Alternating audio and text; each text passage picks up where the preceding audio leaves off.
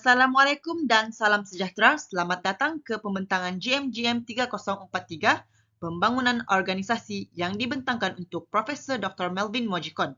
Pada pembentangan ini, kami akan mengupaskan tentang masalah yang dihadapi di dalam sumber organisasi manusia. Assalamualaikum dan salam sejahtera. Saya Nur Naziatul Fitrah binti Nulbin dengan nombor kad matriks 275844. Organisasi sumber manusia HR merujuk kepada jabatan berstruktur atau kawasan berfungsi dalam syarikat atau organisasi yang bertanggungjawab untuk menguruskan semua aspek yang berkaitan dengan tenaga kerjanya.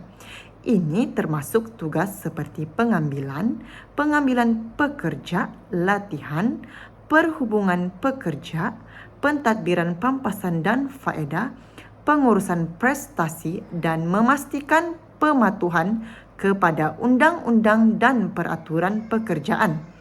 Pada dasarnya, organisasi HR bertanggungjawab untuk mengawasi orang yang bekerja dalam organisasi dan membantu mewujudkan persekitaran di mana mereka boleh menyumbang secara berkesan kepada matlamat organisasi.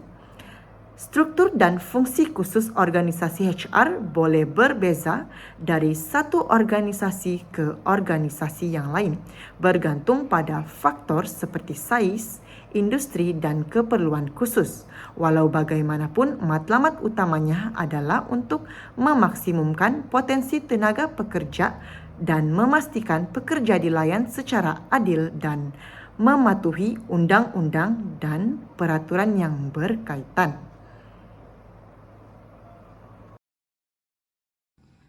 Seterusnya ialah sumber manusia merupakan tulang belakang kepada mana-mana organisasi. Salah satu cabaran penting yang dihadapi oleh organisasi ialah pengambilan dan pengekalan pekerja. Kadar pusing ganti yang tinggi boleh mengganggu aliran kerja dan menghakis pengetahuan institusi. Kajian oleh Sachs dan Gorman 2018 mendapati bahawa organisasi melaporkan sumber yang besar dalam pengambilan dan latihan, dan apabila pekerja keluar sebelum waktunya, yang memberi kesan negatif kepada produktiviti dan semangat. Dalam organisasi sumber manusia, seperti mana-mana jabatan lain, mungkin terdapat pelbagai cabaran dan masalah yang timbul. Cabaran ini boleh dikaitkan dengan proses manusia, struktur teknologi, dan penjajaran dengan strategi keseluruhan organisasi. Penyelesaian masalah dalam organisasi sumber manusia ini selalunya memerlukan gabungan perancangan strategik, komunikasi yang berkesan, penyelesaian teknologi inovatif, dan pemahaman mendalam tentang keperluan dan matlamat khusus organisasi tersebut. Sekian dan terima kasih. Berikut adalah masalah yang dihadapi dalam organisasi sumber manusia. Salam sejahtera, nama saya Veneta Saloni Sikuk, bernombor matriks 275218, akan membincangkan mengenai kaedah diagnostik yang digunakan. Salah satu alat diagnostik yang paling berharga untuk mengenal pasti dan menangani masalah organisasi ialah pemetaan proses.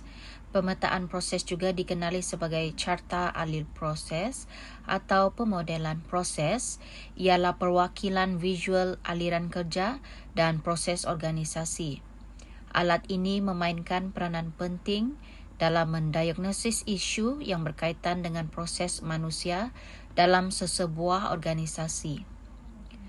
Seterusnya, sebaik sahaja proses diagnostik melalui pemetaan proses telah mendedahkan kawasan ketidakcekapan, kesesakan atau penyelewengan daripada proses yang ideal, langkah kritikal seterusnya ialah melaksanakan intervensi.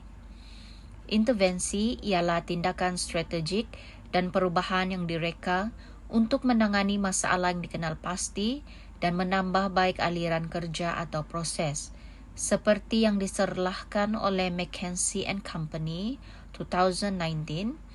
Keberkesanan intervensi adalah penting dalam mencapai kecemerlangan operasi. Assalamualaikum dan salam sejahtera. Saya Nur Salbania binti Omar, nombor matriks 269382.